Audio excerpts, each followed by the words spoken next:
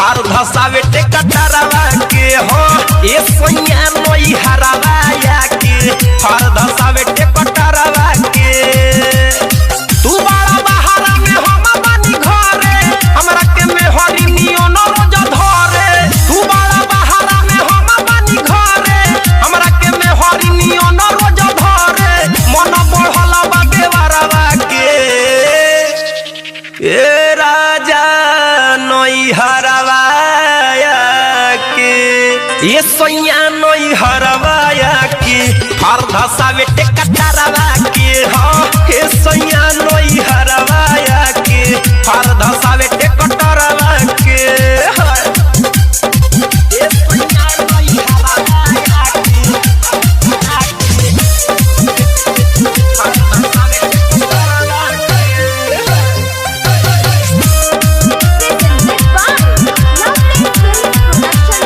कबो के आर लगावे गोए गोए गोमियावे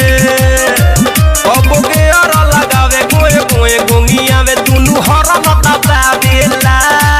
फिर जो बना हाथ खाली गंदी गंदी बात कके हम के पटावेला तोहरा से बेसी तपा गलबावे पहिए से हमरा पीछे लाह गलबावे तोहरा से बेसी तपा गलबावे पहिए से हमरा पीछे लाह गलबावे भले ता छोड़े नया चारावा के ए सैया नई हरवा के ए राजा नई हरवा के हर धसावे टेकटरवा के हो ए सैया नई हरवा के हर धसावे टेकटरवा के म्यूजिक बाय विकेश भोजपुरिया।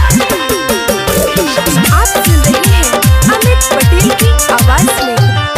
गल काटता ओठ चाटता गल काटता ओठ चाटता देह देहिया में साटता बड़ पिया मुकेश कए दिनों से विदेश छाती है सोची फटता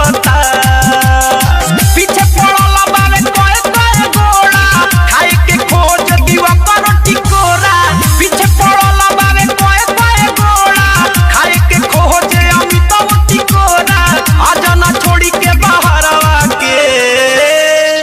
ए सैया नई हरवा के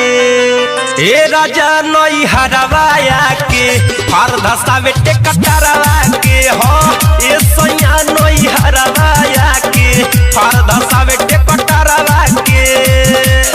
तू बड़ा बहारा में हम बानी घरे हमरा के में हरी नियो न रोज धरे तू बड़ा बहारा में हम बानी घरे हमरा के में हरी नियो न रोज धरे मन बढ़ला बा देवरवा के ए राजा नई हरवा के ये सोनिया नई हरवा